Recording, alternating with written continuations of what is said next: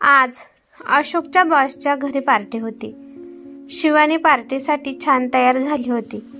मागच्याच महिन्यात घेतलेली महागडी साडी नेसून शिवानी खुलून दिसत होती. तिच्या गोऱ्यापान अंगावर निळ्या रंगाची साडी तिला शोभून दिसत होती. गळ्यात तिने महागडा हार घातला होता. हातात ब्रँडेड घड्याळ आणखीनच शोभा वाढवत होते. बऱ्याच वेळापासून ती स्वतःलाच आरशात निहाळत होती आणि तिने मनातल्या मनातच तिच्या सौंदर्याला पैकीच्या पैकी मार्क्स सुद्धा देऊन टाकले होते. इतक्यात अशोक तिथे आला आणि शिवानीला पाहून म्हणाला, किती सुंदर दिसत आहेस, असे वाटते नुसते तुला पाहत राहावे. अशोक, पाहायला काही हरकत नाही, पण पार्टीमध्ये लेट व्हायला नको म्हणून सांगते. चल लवकर, शिवानी म्हणाली आणि दोघेही पार्टीला निघाले. निघताना त्यांची कामवाली बाई संध्याकाळच्या पोळ्या करण्यासाठी घरी आली होती. तिला पाहून शिवानी म्हणाली, कांताबाई, जाताना सगळं नीट आवरून ठेवा, नाहीतर मी नाही म्हटल्यावर स्वतःच्या मर्जीने काही कराल आणि सासूबाईंना नीट वाढूनही द्या. कांताबाई नुसत्या मानेने हो म्हणाल्या, पण शिवानीचे बोलणे ऐकून त्यांचा चेहरा मात्र उतरला. घरातून बाहेर पडल्यावर अशोक तिला म्हणाला, अगं कांता काकू खूप वर्षापासून आपल्या इथे कामाला येतात. आजवर कामात कुठलीही चूक केली नाही त्यांनी. त्यांना इतक्या कठोर शब्दात बोलणे बरे नाही वाटत. निदान त्यांच्याशी बोलताना त्यांना काकू तरी म्हणत जा. अहो, या नोकर माणसांना काही वाटत नाही आपण काही बोललो तरीही. आणि काकू म्हटल्याने काय त्या बिना पगार काम करणार आहेत का आपल्याकडे? शिवानी बेफिक्रेने म्हणाली, अगं पण चला आता, नाहीतर उशीर होईल आपल्याला, शिवानी म्हणाली. आणि अशोक गप्प बसला. दोघेही पार्टीच्या ठिकाणी पोचले. तिथे पोचताच तिथली सजावट पाहून शिवानी म्हणाली की, अरे वा, पार्टीची तयारी तर खूपच चांगली केलेली आहे. तुझा नवीन बॉस तर एकदम क्लासी वाटतोय. आहेतच त्या कमाल.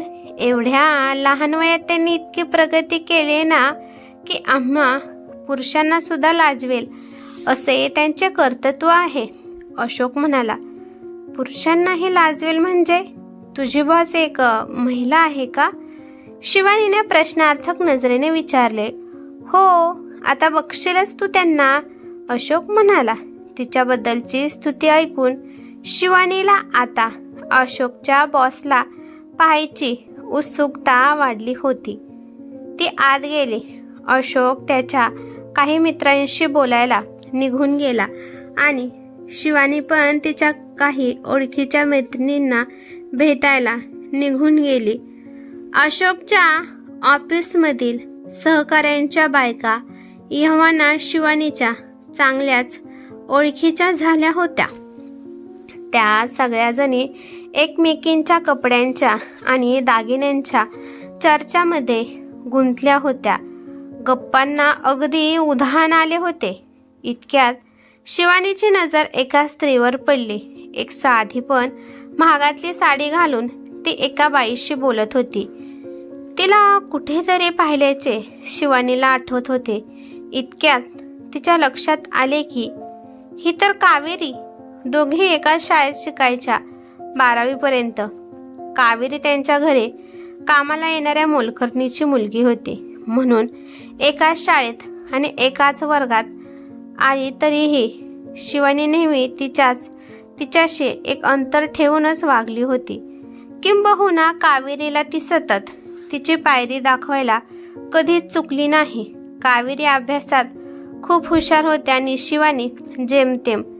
कावेरी बऱ्याचदा तिच्या आईसोबत शिवानीच्या घरी कामाला यायची. शिवानी मात्र तिच्याशी कशी एका शब्दानेही बोलत नसे. शाळेतही सगळ्या मैत्रिणींना ही आमच्या घरी कामाला येते असे सांगून सारखे हिणवायची. ती समोर आली तर शिवानी नाक मुरडून निघून जायची. कधी कावेरीच्या उसवलेल्या ड्रेस पाहून मैत्रिणींसोबत फिदी फिदी हसायची, तर कधीही तिच्या सावळ्या रंगाला पाहून दुरूनच एक काळी आहे अशी हाक मारून तिची टर उडवायची. कावेरी मोलकरणीची मुलगी असूनही आपल्यासोबत एका शाळेत शिकते हे शिवानीला अजिबात आवडत नसे, पण कावेरीचे आईवडील मात्र खूप मेहनत करून आपल्या मुलांना चांगले शिक्षण मिळावे यासाठी झटायचे. कावेरी सुद्धा आपल्या आई वडिलांचे कष्ट आठवून मन लावून अभ्यास करायची. शाळेतील मुलींच्या चिडवण्याला कधीच तिने महत्त्व दिले नव्हते. आपण बरं आणि आपला अभ्यास बरा हेच तत्व तिने अंगीकारले होते. कावेरी आणि शिवानीची एक कॉमन फ्रेंड होती, गीता. एकदा तिच्या वाढदिवसानिमित्त ती संध्याकाळी सगळ्या मैत्रिणींना पार्टी देणार होती. तिने आधी शिवानीला निमंत्रण दिले आणि तिच्यासमोर कावेरीला निमंत्रण दिले. तिने कावेरीला सुद्धा पार्टीला बोलावलं. हे ऐकून शिवानी जरा मोठ्यानेच गीताला म्हणाली होती, आपल्यासोबत हिला सुद्धा कशाला बोलावते आहेस तू? हिचा क्लास काय आणि आपला क्लास काय? हिच्याकडे कपडे तरी असतील का पार्टीसाठी? तुला जर हिला सोबत घ्यायचं असेल तर मी येणार नाही.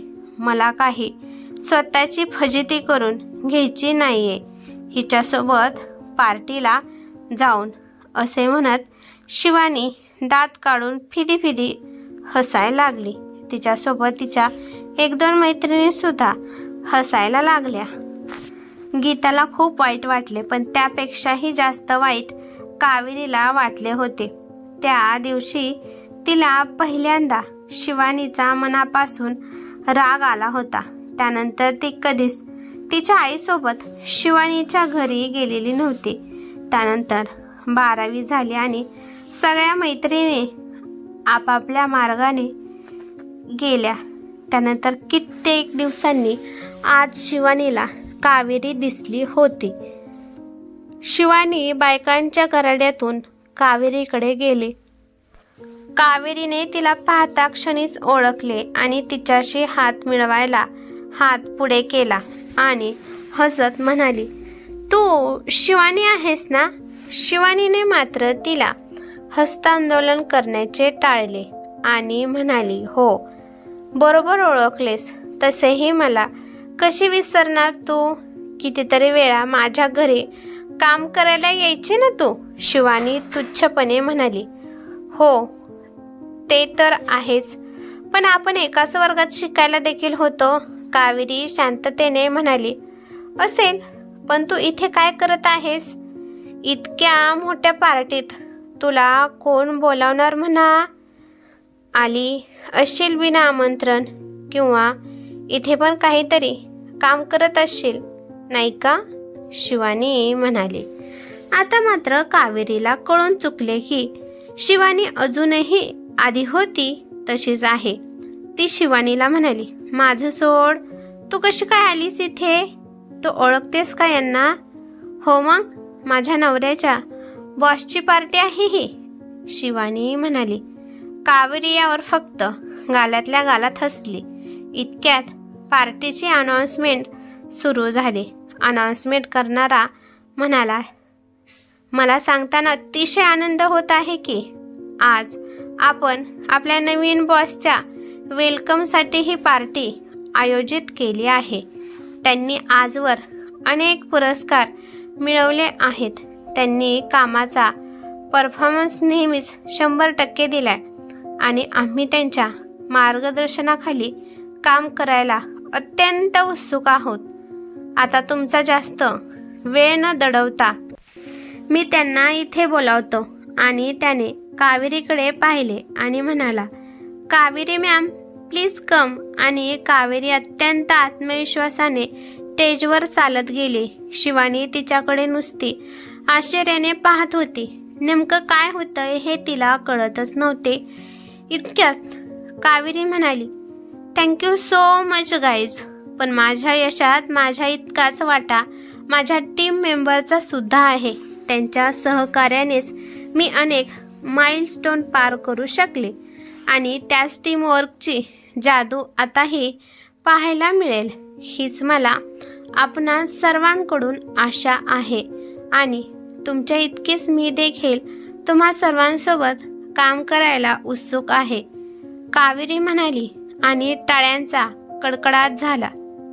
कावेरीचं अशोकची नवीन बॉस आहे हे कळता शिवानीचे तोंडच उतरले. ती कावेरीला नुकतीच नको ते बोलून बसली होती. कावेरीने तर आधीच्या सगळ्या गोष्टी विसरून नव्याने तिच्या पुढे मैत्रीचा हात पुढे केला होता, पण शिवानीने मात्र तिच्या गर्विष्ठ स्वभावामुळे एका चांगल्या मैत्रिणीला गमावले होते. इतक्यात अशोक तिच्या जवळ आला आणि म्हणाला, शिवानी, तुला आमच्या बॉसला भेटायचं आहे ना, चल. आणि शिवानीने काही बोलायच्या आत तिला कावेरीकडे घेऊन गेला आणि कावेरीला म्हणाला, हॅलो मॅम, मी अशोक चव्हाण आणि ही माझी मिसेस शिवानी अशोक चव्हाण. कावेरीने शिवानीकडे पाहिले. शिवानीने नजर चोरतच तिच्याशी हात मिळवायचा म्हणून हात पुढे केला. कावेरीने मात्र तिच्याशी हात मिळवणे सोडून हात जोडून तिला नमस्कार केला आणि म्हणाली, श्रीमती चव्हाण, तुम्हाला भेटून आनंद झाला.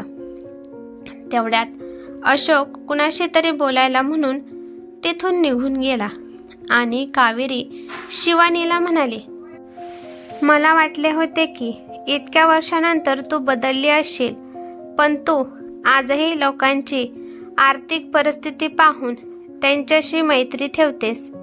मी आधी इतकी कठोर कुणाला बोललेली नाही आणि यापुढेही मला बोलायची गरज न पडो, पण इतरांना कमी लेखण्याआधी तू हा विचार करायला हवास की इतरांना कमी लेखण्याजोगे तुझे कर्तव्य तरी काय. तू फक्त एका श्रीमंत वडिलांची मुलगी आणि श्रीमंत नवऱ्याची बायको आहेस, एवढंच. मला वाटतंय तू माणसाला माणूस म्हणून वागवलं तर ते तुझ्यासाठी चांगले असेल, कावेरी म्हणाली आणि तेथून निघून गेली. शिवानी मात्र तिथेच मान खाली घालून उभी होती, आपल्या कृत्याचा पश्चाताप करत. आज तिला तिच्या स्वभावातील उणीव कळून चुकली होती. ही कथा कशी वाटली ते मला कमेंट करून नक्की सांगा. कथा आवडली तर लाईक शेअर नक्की करा आणि चॅनेलवरती नवीन असाल तर चॅनेलला सबस्क्राईब करा. धन्यवाद.